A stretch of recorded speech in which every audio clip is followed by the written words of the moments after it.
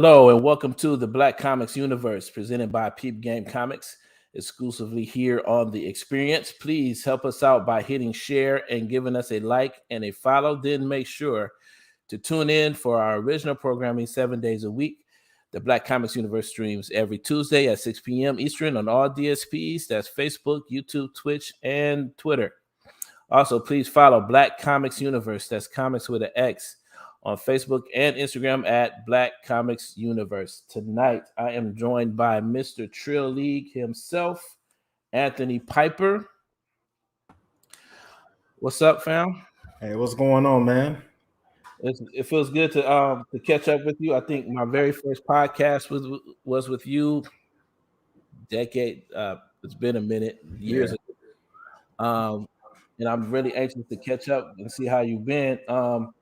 I'm gonna give you just a few seconds just to, for people who don't know who you are and what you mean to the culture and what you mean to comics. I'm gonna let you toot your own horn for a minute and introduce yourself. Okay. So name Anthony Piper. Most people know me as the creator of Trill League, which is basically a parody of the Justice League. A lot of people compare it to, the Boondocks meets the Justice League. Mm-hmm. I've been working in the industry. Well, I've been working on the independent art scene for about a little over 10 years now. I've worked in the animation industry on a couple of productions. I've worked on Axe Cop, Major Lazer. I've worked in the comic industry, the publication industry for Marvel, and done some work for, who else did I do some work for? Image. Written for X-Men, written on Guardians of the Galaxy, illustrated for them too. I've done a couple of different things. Did a music video for Sir. Worked with a couple of different brands. So man, I've been all over the place artistically. But yeah, my main claim to fame is Trill League. Yeah. And so for people who don't know, because it's been so long since. I mean, for me, it's still hot. It's still a hot topic for me. I still talk about that book and what you did. But can you walk us through that time when you introduced, at the time, what you were calling Trill Robin and those characters, the impact that you had at that moment when you introduced Trill League? Yeah. So I mean, Trill League was kind of a happy accident. Mm-hmm. I was doing some freelance work at the time. I was mostly known for doing album cover work, right? Okay. And I really wanted to bring that music influence into my art. And that was always my primary motivation behind getting into the art space. Mm-hmm. And at the time, I was doing some remixes on Marvel characters. So I was remixing Storm, remixing Thor, Shadowcat, kind of giving them kind of this urban hip hop vibe. And then I decided to do the DC characters. And that's how I stumbled across Trill Robin, but I did a character sheet. And I had him doing some dances, kind of had him interacting with some other DC characters. And I put him online and I went to sleep. And I went to sleep, just kind of just sharing my work. And then I woke up the morning and this piece had got more shares than I've ever seen. Yeah. I was kind of like, okay, I kind of got something. I'm like, let me do another character. So then I remixed Green Lantern and made him a pimp and started adding all this little funny little things that he would do with his power ring. And that thing got crazy shit. So then I was like, okay. I was like, this is a thing. So then I just started building into it, start remixing more characters, adding, these different personalities to them. And I think really when it started to come together was outside of the character sheets when I started to put them in, when I started to create these little small comics, giving them storylines and stuff like that. And that's when it really started to come to life. Man, so, and it's not, and I know you call it a happy accident, but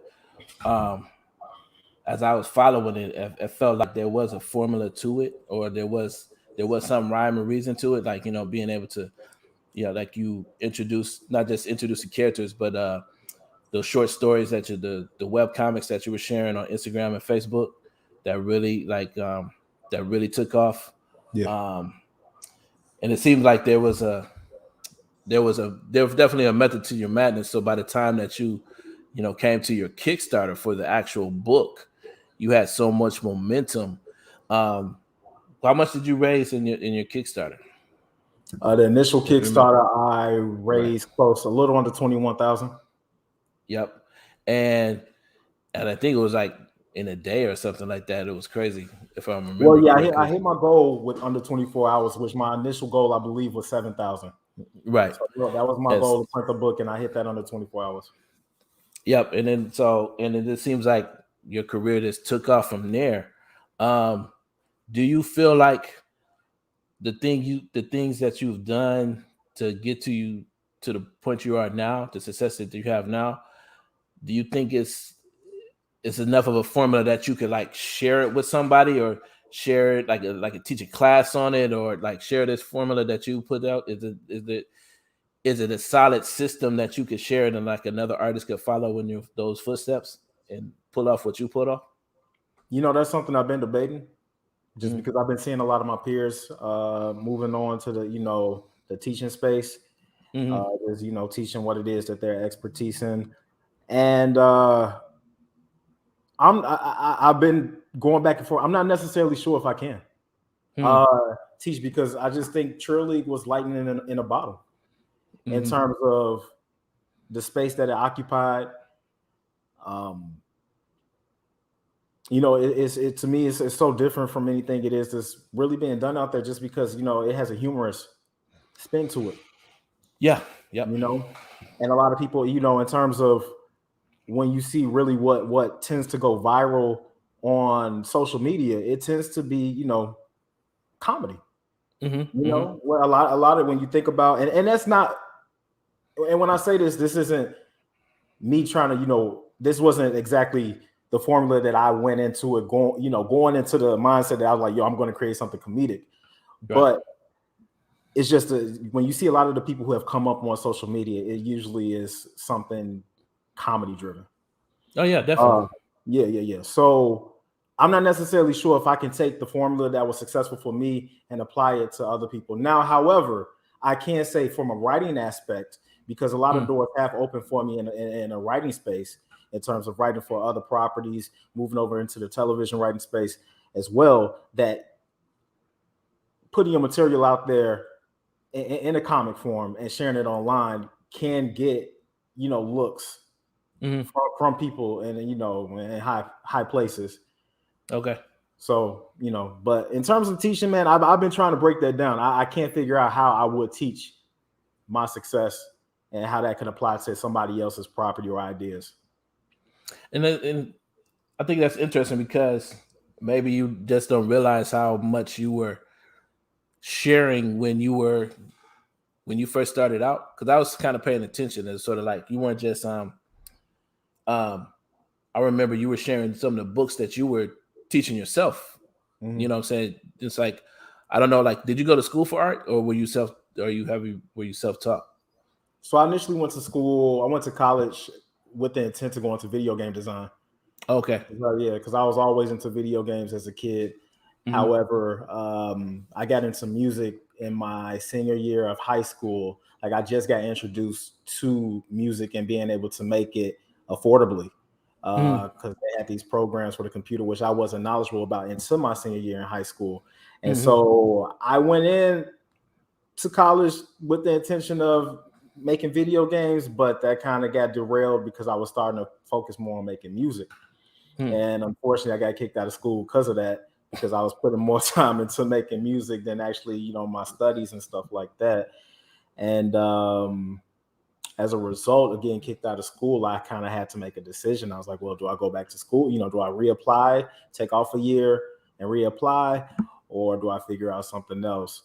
And I was just like, yeah, I'm not about to waste any more money. Clearly, I wasn't interested in doing what it is that I was going to school for. So I was like, oh, I'll do comics. I was like, I don't need any money to go to school for it. I can teach myself.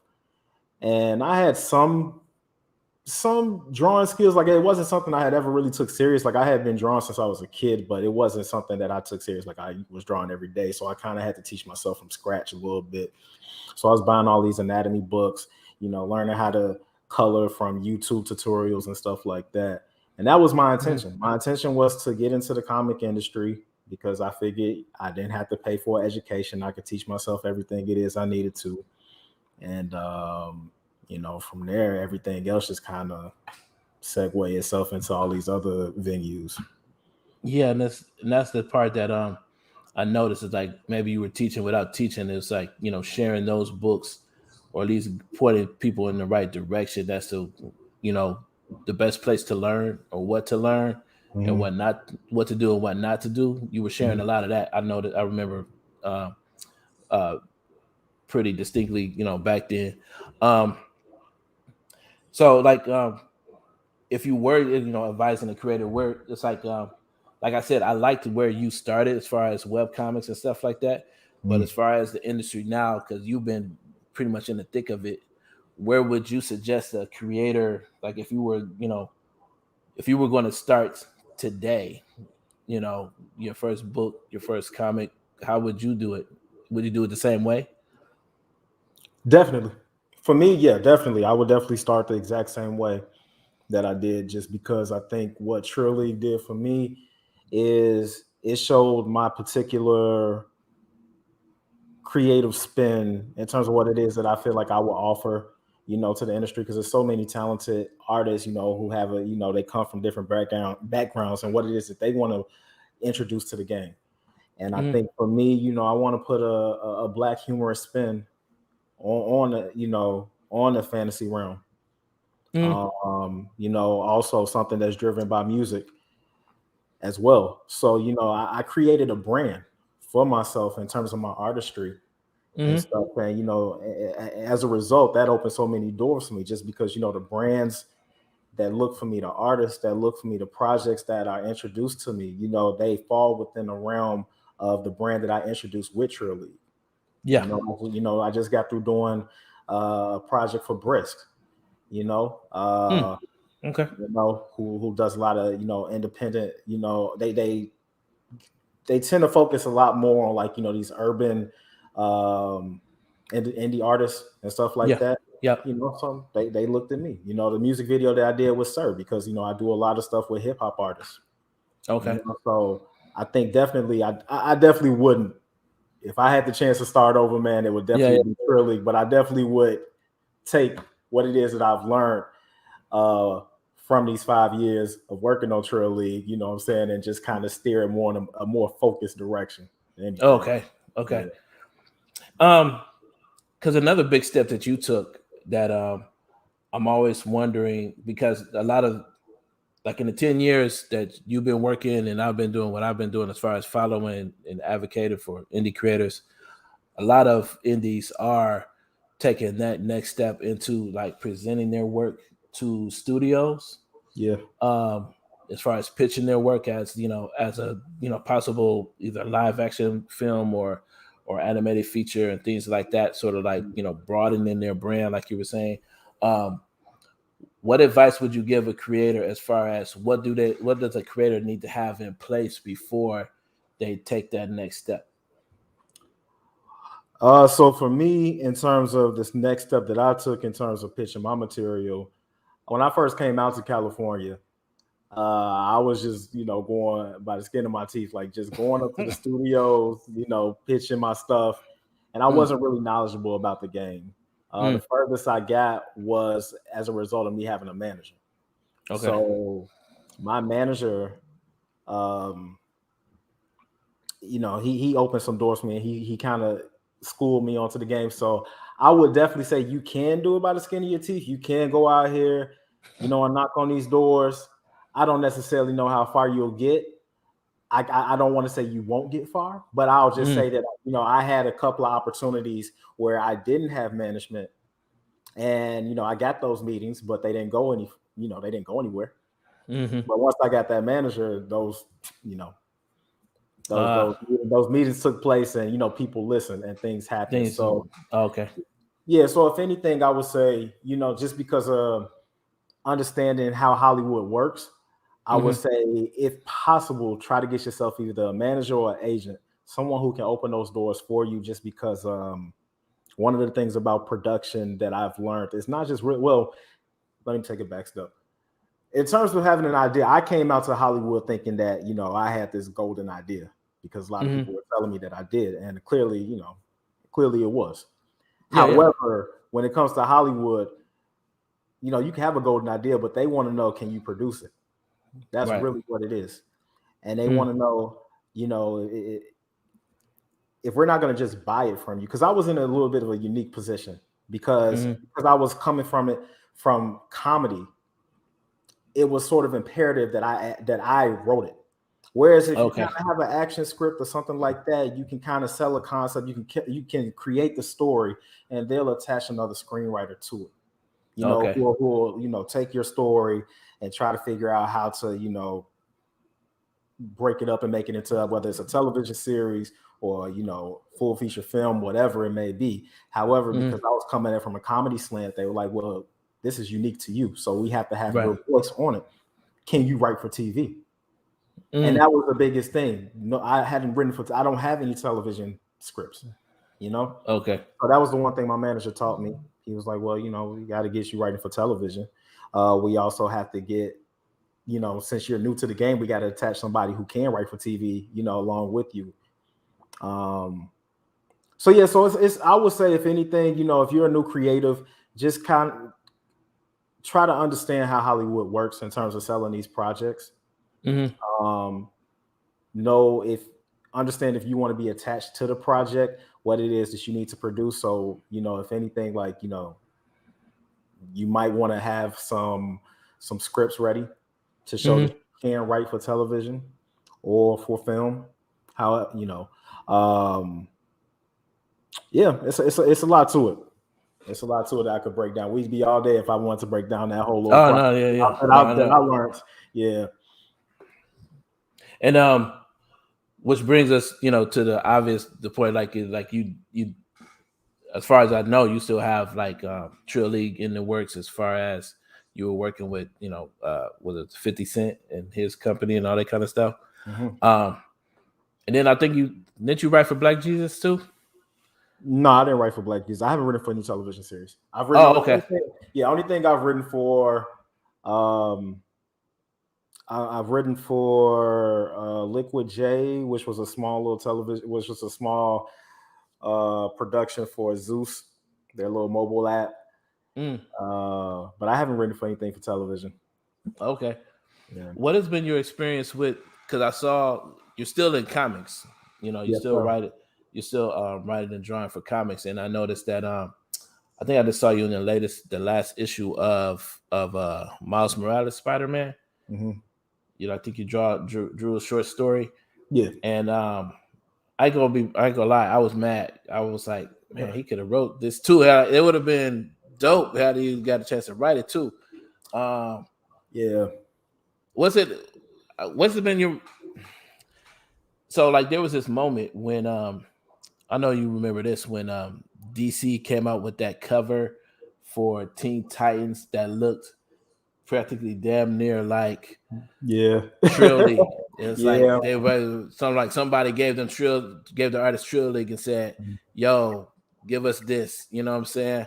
Yeah. And I remember that time, like I was excited and scared at the same time. It's like, they see what he's doing. They're about to run with it. And then I was like, oh no, they see what he's doing. They're about to steal it. You know. What was that like for you? You know, when you saw that. I leaned a little bit towards scared too. You know, just because. Well, yes and no. In the sense that I don't necessarily think you can do what it is that I do. The professional, you know, the main publications that are out there, I don't think they can replicate it. I don't think that you can add my spin to those characters. It won't seem authentic. It can't be. I mean, they can't take if nothing else, they can't take the risks you took. They can't make a pimp Green Lantern. They can't, you know. Yeah, exactly. It's just certain aspects, you know. Not to make it racial, it's just certain things about our culture that you can't add on to white characters and make it seem pretty, you know. You can't do it. You can't do it at all. And even if they did try to make it to, you know, all black, it just still wouldn't seem authentic. You know, it just wouldn't gel with their characters. Right. However, you know, you kind of wish that if they are trying to implement certain, you know, stylings from me, you would think that they would try to approach me, you know, at the very least, yeah, and let me have some sort of direction. But I have had, and I won't go too deep into these conversations, but I have had discussions with some people at DC. Mm-hmm. And however, I think that they just want to place me as a artist. They just Mm-hmm. want me to illustrate, and that's Okay. not, that's not the only role that I want to play in terms of No, for sure. creating it. I think what I've done, I've shown you kind of how to create, kind of how to add a voice, kind of how to market, kind of how to design, all these things. Yeah. So I just don't want to be relegated to just being the illustrator taking orders from somebody else in terms of how, drawing a story and stuff. And and some people might not necessarily like that. I think that's really what the case was, is that people didn't like, me thinking that I was possibly bigger than what they felt I was. But what's interesting about that is like, so now we're several years removed from that, right? And you would think that they would have caught on and actually ran with it. And what I realized was that all they figured, all they saw was the surface. They really couldn't. They didn't really have the. They weren't brave enough to really take it in the direction that you would have took it, to trust someone like you to take these characters or take a handful of characters and really create, something that would really connect to a larger audience. They just don't have the ability to do it. It's like, so in a sense, as much as I follow the big two and see the things that they're doing, they do a lot of great stuff, but at the same time, they tend to still find themselves in the safest places. They don't take the risks like someone like a writer like you would take, or any number of different writers. Like, they don't, like, for instance, they're not bringing comedians into the space. They're bringing like, science fiction writers who've had like decades worth of history, or they're bringing somebody in like, I'm a big fan of Walter Mosley, who's about to write a Marvel book. But he's, in his 60s or 70s, I don't know. But you know what I mean? It's like they're still playing it somewhat safe. They're, the youngest person might be a top, Coates, for instance. Yeah. Go ahead. No, and I think part of it is a lane that I put myself in as well, which is kind of like self-inflicted, in a sense that in order, I think, to push me as a creator for one of the main two, you kind of have to promote what it is that I've done and the background that I've come from, which is explicit, so, and it's not mainstream. It's not mainstream at all what it is that I do. So, they want to kind of, any writer that they bring into the mix, they're kind of like, okay, well, you can kind of see their past and you can see what we're trying to extract and bring to our characters. And if you try to promote what it is that I have created, it's over the top. I'm not necessarily sure if they're brave enough to do that. I don't necessarily know if they even will want to do that and what sort of backlash they will receive from doing that. So I can kind of, from some points, I can kind of understand it. You want to keep these things safe. I mean, now I can see that, but there was a time at the same time. It's like, you still got people like Frank Cho that are, in the industry. It's like everybody knows that's his background, but you still put him on a traditional superhero book. It's like, if you were, what I'm saying? It's like, I get what you're saying. There is some fear of backlash about a particular artist's work, in history. But at the same time, when I really, think about it, even Bruce Timm did cheesecake type art. You know what I mean? So like, not every, I think it's something particular to Black humor. Exactly. Black, that's exactly what it is. The black woman's anatomy. When you talk about a character like Wandisha, because that's what we're talking about. You know what I mean? And like the characters that you make, if you're talking about, but at the same time, I'm telling you, because we've had this conversation 100 times. It's the conversation that we had back then. It still applies now. That I still believe that somebody like you is going to step into this space and do the Tyler Perry thing. They're going to create a something. They're going to create a brand that not everybody's going to like. That's going to make them uncomfortable. but they're going to connect with millions of folks, and it's going to take off. And then you're going to have to, and then the rest of the industry is going to have to be forced to, play along. So Yeah, and you know what? I mean, for me, I don't necessarily. I like the niche area that I'm in terms of my independent content. mm-hmm, I believe that I can do the mainstream thing, and I mean, I have tackled a couple of projects where I don't do my Trill League thing. mm-hmm, However, what I've always wanted to do was I've always wanted to open this space to people who weren't traditionally into comics and anime. right.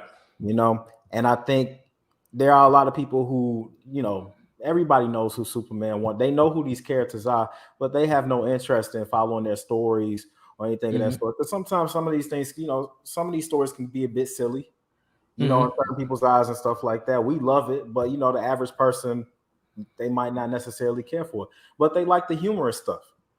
mm-hmm, So, and part of my goal has always been to expand from a business standpoint, has always been to expand the opportunities for Black artists and get more eyes onto this thing it is that we do.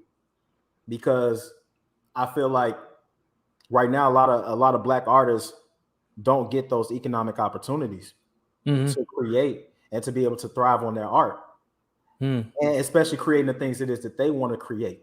Not having to draw, white Superman, white Batman. They want to draw their content, things Mm-hmm. authentically with their voice. And I feel like in order to do that, we have to bring more of us into this field that are willing to spend money. Mm-hmm. You know, so I feel like it's like, all right, open that gate so we can pull more people into this space. Yeah. And I think Trill League is one of the projects that is doing that.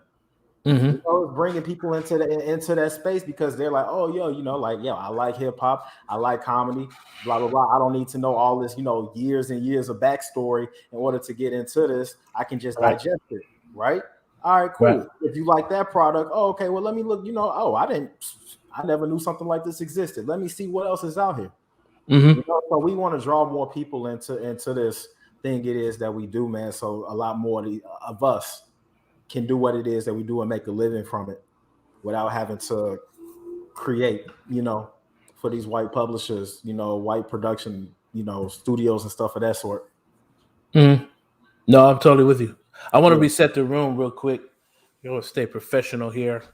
Um, I'd like to welcome everybody again to the Black Comics Universe presented by Peep Game Comics, exclusively here on The Experience. Please help us out by hitting share on this video. Share this video, give us a like, and then tune in for more programming 7 days a week. And the Black Comics Universe streams on all DSPs every Tuesday at 6 p.m. Eastern. I'm with Anthony Piper, the creator of Trill League. And Kyle, you can show that image of the Trill League characters that everybody's so fond of and familiar with. There you go. We got Sparrow, and that's the name you had to come up with after you. Even though Trill Robin was the name everybody remembered. Yeah. Yeah, Before I realized Trill League was a thing, his name was Trill Robin. So yeah. yeah, So that's Sparrow in the front there. And then you got Black Mane. Black man, yeah, You got Swole Mane. well You got man, Wandisha yes, and Tam uh, Tam, Tam Tam. That's right. He's the Shazam yep. character. Yep. Yeah, I really, what's so crazy. I was selling copies of Trill League, and I sold out of them, and now they're no longer in publication, and I didn't keep one. Now I'm kicking myself. But I can definitely see it's like because I've been going back to actually collecting comics, and your Mhm. book, I know if and when you know your animation comes, your cartoon comes back into production and starts, rolling again, I could definitely see that actually making um, that book, actually showing up on eBay again. I can't find it yet, but I'm looking. I'm on the hunt for a copy. Yeah, I plan on doing a reprint, man. I got one copy left myself that I got to send off. Man, But even then, I don't even have any copies. I got a hard copy left. They all sold out, but I do plan on. this is crazy. Yeah, I promise you, I'm mad at myself. I'm trying to hunt somebody down before. I'm gonna reprint, man. I've had too many inquiries, and I only printed a small amount. I printed 2,500 copies of that book. Okay. Yeah, so I mean they sold out. So I'm definitely, once I get the second one. I've had a lot of people hit me up in the inbox like, "Yo, do you have any more physical copies?" I'm like, "All I got is digital right now." They like, "Yeah, we want the physical." So I said, once I get the second book done, and I send that into the print, I'll be sending it in the first issue for print as well. So you're working on another trilogy book now? Mm-hmm. Yeah. Okay. Yep. So what can people expect with the new one? What can they expect with the new one? I'm definitely taking it in a direction that if you read the end of the first book, you can see I was going more into, a conversation about Black economics, a lot of different stuff. And I'm definitely taking it to a different level, the things that I want to speak about. I'm taking off a little bit of the filter in terms of like the topics that I want to introduce and the jokes. So it's definitely going to be, it's going to take people by surprise, I think, in terms of like the depth of the story and the depth of the message it is that I can imbue into Trill League. It's not just comedy. It's also some social conversation in terms of things that's, topical stuff that we're speaking about in the Black community. Mm-hmm. We got some actually comments here. JD Smith asks, "What is Piper's focus, especially in the arts, i.e., character design, entertainment, concept art, video game, 3D modeling, etc.?" What is my focus? I would say my primary focus. I mean, most people thought it was character design, and that's primarily what I've done in the animation industry. In terms of comics, I've done sequential illustration and writing. I would just say my primary focus is just being a creative overall. I wear a lot of different hats. Whether it be character design, whether it be illustration, in terms of my thing that it is that I do, I wear every hat, whether it's, whether it's the writing, the illustration, the coloring, the marketing of it, the lettering, the graphic design, and all that. So, I just think my primary focus is just being entrepreneur in the art space. Yeah, and then my friend Marcus Roberts was asking for a second printing. Yes, hopefully we get a second printing of Trill League for sure. Yeah, it's coming next year. I say probably late spring. Okay. Yeah.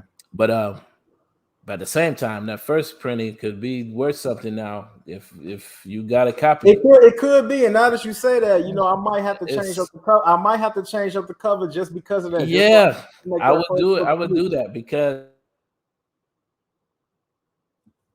seeing commercials and stuff again, they might be shocked at how valuable that book is. Because I think if it hits the way I think it will, that's going to be a very valuable indie book for sure. Yeah, and I kind of want to make it unique, for the people who supported me, man, because I'm very appreciative for the people who supported me from the beginning of this thing, even before then, and so I just, in any way, shape, or form it is that I can give back to those people who were there since the beginning of this thing, since the inception of it, man, I do what I can. So I'm gonna put that. I'm gonna try to figure that out, man, and I might do something to kind of make that first book, that first print, more unique. No, yeah, for sure. And also I've been thinking a lot about the type of comics that you were putting out. Yeah, and my friend Marcus was definitely saying, once that animated feature hits, it's gonna be through the roof for sure. The type of work that you've been putting out, as far as like, because like the book is not, it is adult content, but it doesn't seem like it's like overly vulgar. I mean, it's like the humor is like, it's like it's safe enough, but at the same time, I've always thought that um, there's still a ton of money on the table as far as other creators entering into this space, creating content or comics for adults. Mm-hmm. Um, like especially with the way you like for instance, like the way you designed One Disha, for instance, right? Um, and I remember there was a ton of controversy, and we could talk about your relationship with social media and all that kind of stuff because um, everybody has mixed feelings about her character and like Yeah. the direction you were going in, but at the same time, I knew for a fact that there's a lot of money to be made in that space as far as creating adult mature humor or content. Mm-hmm. Um, I was even, and Kyle can tell you, I was pitching to the guy who runs. I was pitching to who was I pitching to? Oh, Rodney Barnes. He Okay. was who's writing. He was about to put out Blackula, and I was saying to him, I said, man, it would be really dope if there needs to be like a black Vampirella type character, like you know, the same vibe that Vampirella has, but basically Meg the Stallion, basically. You know what I mean? Okay. Yeah. Um, and but I was like, but that comes from what you were doing. Like I know there's an audience for it. You know what I'm saying? Yeah. Like, and package it, probably be humorous or whatever the case might be. Mm-hmm. But I know there's I know that there's a lot of artists out there too that are doing work that is the traditional work that wish they could do more adult type content too. But but it's weird, like when they want to do black creative content, they have to play it safe or politically correct. They're doing the things that safe for work type stuff. Yeah. Um, so what do you think about that? As far as do you plan on like telling more stories or more different comics and different stories? Not just with Trill League, but introducing like other characters and other stories too in this Yeah. adult space. Yeah. I got some other stories, some other IPs. I got another IP that I'm getting headstrong on that I wouldn't illustrate, but I would write. Okay. And it's in the same realm. I mean, I think it's more adult content. It's not necessarily vulgar or sexually explicit, Mm-hmm. but just in terms of like adult topics, the language and stuff like that is still in that space. Uh, I agree with you completely. I think that there is a space for more adult black content out there. When you think about it, a lot of us who grew up in that era where these cartoons and comics started to take off, uh, we're adults now, man, and we spending money. Mm-hmm. And we spending money on video games, comics, movies. So this is the stuff that we like. Mm-hmm. So clearly, it's a market for it. However, I do think that there are some people who still feel as if they attach that this medium to their childhood and think that it shouldn't enter into that space. And I'm just kind of like, yo, we grew up with that stuff, but now we're adults. So why Mm-hmm. can't we add that spin to it? Why Right. can't we add this sort of subject matter to it, man? So Mm-hmm. yeah, it's a lot of battles to be fought in terms of the black creative space and what they think should represent us. Mm-hmm. Yeah, I've been like, what I've realized is that sometimes, like when I'm online, I get the feeling that the whole community is there. That like everybody, like all the black folks that are into comics, that are buying comics, um, they are represented in this space. And the reality is, when I step outside, the reality is it's like the vast majority of the world doesn't know about any of this stuff. You know what I'm saying? They haven't picked up a book. They don't know these characters. And like when I share this stuff online, everybody, runs to it because everybody seems to know. But there's still millions and millions and millions and millions of people that haven't gotten it yet. And so as even when I see like big news about Milestone and big publishers are putting out books and doing these things, I'm still amazed at the fact that they still haven't broken through. They still haven't I still feel the black audience is the X factor here, and once they come to this space, it's going to be a whole new ball game, and they still haven't quite figured out the formula yet. They're doing some great work and giving some great opportunities, but I'm still surprised at how easily you made a connection with your book, with your work, and they're still trying to figure it out. Like, the fact that, I tell the story all the time that, my son, who doesn't read a lot of comics, he came to me and said, "Oh yeah, Dad, you hear about this Trill Robin guy? Have you seen this before?" And I was like, "Yo," I was like, I talked to the guy, and once I knew that it broke that barrier, I knew that, okay, yeah, he has something different. It's like he's not asking me about, because like, no. So once I realized that it crossed that chasm that of communication, that I knew that you were onto something. And like, I've noticed that even with as popular as Milestone and a lot of larger publishers, as much money and support that they have, they've yet to really make those connections. So I'm really excited about what you and have. that's the conversation. And going back to what I was saying previously, that was the conversation that I wanted to have with them. In terms of how it is that you can make Milestone popular. Yeah. Okay. And speak to a new generation. Yeah. But I don't know. You just got some people who I don't know. I think to me, and I think once the movies start to come out, and I think once these media projects we get the movies and the TV shows and stuff like that, it'll start redirecting attention back to the comics. However, I just think that we're recycling the same formula over and over and over again, and we just putting a blackface to it.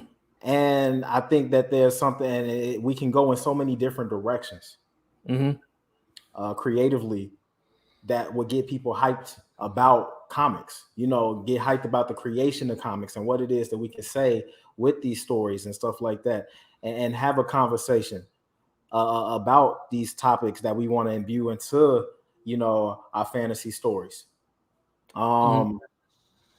But you just got some people who they see it the traditional way, and the people who run Milestone,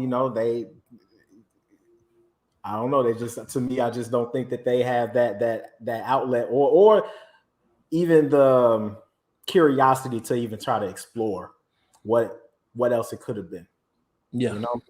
So, I'm hopeful, man. I'm hoping, you seeing a lot of these young kids, these young indie artists out here putting their spin on stuff, man. So, maybe it might hit the mainstream eventually one day. I'm somewhat hopeful, but I don't know, We'll see. We'll see. But I'm in the same ballpark as you, man. And, I was kind of hoping, I'm like, yo, this is our opportunity. We got a mainstream black publisher, trying to reintroduce these characters. And we can do so many more different things with them, to really build this up and show what black creatives can do. And they don't want it, and they weren't interested in hearing that conversation. So yeah. Was it like, so you had a whole plan laid out, or like no, I didn't have a plan laid out, but I would have at least liked to have had those discussions. Yeah. I would have liked to have had those discussions. You saw what it is that I did by myself. One creative by himself. Right. So it's like, just imagine if I had we were in a room of people, in terms of marketers and executives and writers, and, graphics, all that stuff, in terms of just having those discussions and seeing where it is that we could expand and take comics, especially it being niche. I think it's easier to take something that doesn't have a huge audience already and try to do something massively different, as opposed to something that's already kind of, has all these eyeballs on it, and taking it in a different direction, having an entire fan base kind of be like, yo, and they had so many different books. I mean, you could have did it with just one book, or just did it with hardware, did it with static, whatever, but And not to take away from anything that they're doing, because I do see that they're sort of listening. Because, like, for instance, Static, it started off with Kyle Baker, who started with that book, and he pulled back, and then they went with Nicholas Ivey and Vita, as far as so like they changed it up, changed up the storyline. You could tell that they were listening, and okay, we want to stay connected to what's happening, especially with the whole Black Lives Movement, last year. Yeah. But at the same time, I think what we're talking about is goes a little bit further than that. Yeah, I mean, I think a hip hop spin to it. I really think that it could have been a lot, and this isn't me trying to take away from anything. I just think Static was prime to set up to be a lot more cooler and a lot more with the Black art movement. Cooler. It should have been. It's like it could have been funnier, cooler, edgier. Even edgier. Well, that's it. But that goes back to this idea of being afraid to really stick your neck out there and do the things that are going to bring those people in. You know what I'm saying? Well, for instance. Well, I was gonna say, I think mostly it's not even that. I think they had a unique vision for it. It's just you need an artist, I think, or creative with that sort of spin who even thinks like that.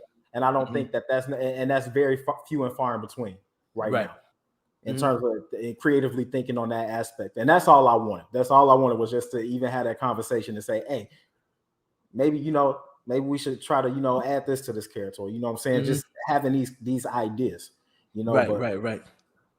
No, for sure. Cause like, for instance, I was playing around with this idea. Like, like the Punisher has been getting a lot of bad, got a bad rep because,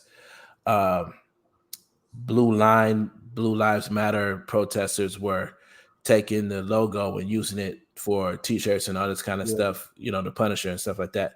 So they were talking about just canceling the Punisher altogether, right? And I was like, what would be dope is, what if you made Luke Cage the Punisher, right? And I was like, and I even pitched it to David Walker. I was like, yo, and he said, like, actually, I think he said he might have pitched something like that to them or something to that nature. And the only problem is to make it work, Luke Cage got to be able to punch his fist through somebody's face. Like, he got to really get bloody. Yeah. You know what I'm saying? That's like, he can't be the sweet Christmas guy anymore. He has to be a real dude out there putting in work. And if you're not willing to go that far with that character, you know what I'm saying, that's not going to work. Or like the fact that even in the book, you notice like in the show, Black women loved Luke Cage, loved that show because of the whole thing with the coffee, and he was basically smashing everybody, right, on the TV. But you can't. But like Marvel wasn't willing to. If you're not willing to go that far in the book, then it's like the book is not going to do as well as the show. It's not going to carry over. Yeah, and I think those are the type of connections that's what we're talking about. It's like those are the things, the little things that I think that are missing in some of these storylines. It's like the things that work on Netflix and stuff like that with some of these storylines, they can work in comics. You know what I'm saying? And if you get it to work in comics, those audience, will gravitate to that book because it's an extension of what those stories that they saw on TV, on the streaming platforms. But if you're going to give me the Disney version in the comics, and then you know what I'm saying, and then and I think that's a lot of the problem too. I wish Marvel would kind of take the DC route and kind of have these kind of one-offs, that aren't attached to the main storyline. Yeah, like the Black Label type stuff. Yeah, because DC does that very well. Where they have these stories that aren't tied to the main continuity. Where they can explore these different versions of these characters and these alternate timelines. And I think that would be right for Marvel to do, to explore those darker storylines and stuff. But, I don't necessarily know if they are willing, just because now they're owned by Disney. And if Disney, Yeah. Let's step back from that. Or, I think you just will alienate, the main audience who reads those books, at the expense of bringing in other people, Yeah, right. So. And then, of course, my friend Marcus said like distribution is key, and it's right. And it's not just when I think of distribution, it's not just about the distribution in the traditional comic book shops. It's about distribution in places where Black folks are, like distribution in Walmart's, Family Dollars. Yeah, but that's exactly what I wanted to do. I wanted to make a fashionable comic where you can put it in a shoe store, where you can put it in a clothing store, and it wouldn't be, and it would fit along with the whole vibe of the store, because everything it is, that you putting in the book is oriented toward the things it is that, Black people tend to spend their money on. Man, I had a whole bunch of plans, man, but it's cool. No. I'll save them for myself. We'll see. That's what's up. Just keep me in the loop, man. We got like I think we got about we got 6 more minutes here. Like we said, you can still find a digital copy of Trill League on Peep Game Comics. You can find it on your website too, right? Yes, sir. TrillLeague.com. TrillLeague.com. Where else can they find you on social media? Social media, man, you can pretty much just look me up, Anthony Piper. I'm on Facebook. I'm on Twitter. I'm on IG. In terms of Twitter and IG, it's just Ant_Piper. My website is anthonypiper.com, where you can see my work that I've done on different productions, different comics, stuff like that, some of my sketch work and stuff. So yeah, you can just Google me, man, and pretty much find all my my websites and links. All right, cool. We got about 6 minutes left. Any parting words you'd like to leave us with? Oh no, man, ain't really no parting words, man, except kind of except be on the lookout next year for the second book. I'm definitely finna start going heavy with the promotion of it in about 6 weeks or so. So yeah, now I appreciate you coming back on Facebook. Yeah, man, I figured enough time had passed, so I figured all that conversation had died down. And I figured I was safe to come back on, Well, we're gonna see with this. We'll see how safe it is.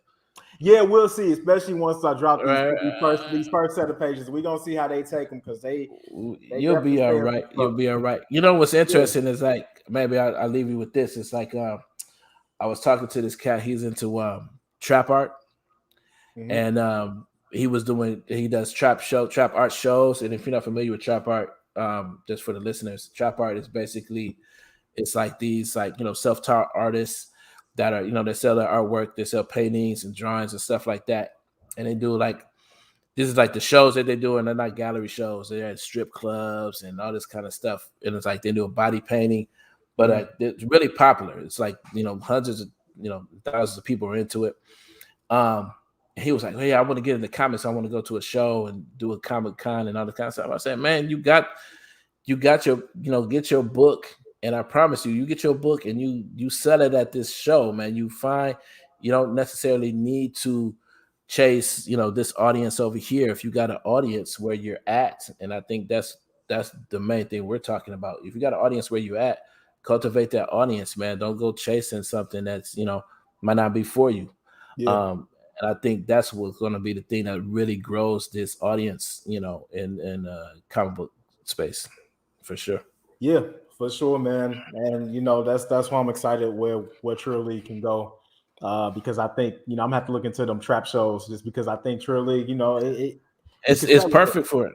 Yeah, exactly. I mean, it's like it's the exact it's like if you'll find it. You literally put trap arts on Instagram and you'll find it. Like they do shows all across the country and all this kind of stuff. It's really popular. But I've always thought, like, you put a book into that space, a comic book or comic book characters in that space. Yeah, it'll have a life of its own, man, for sure. Yeah, most definitely. All right, I appreciate your time, Anthony.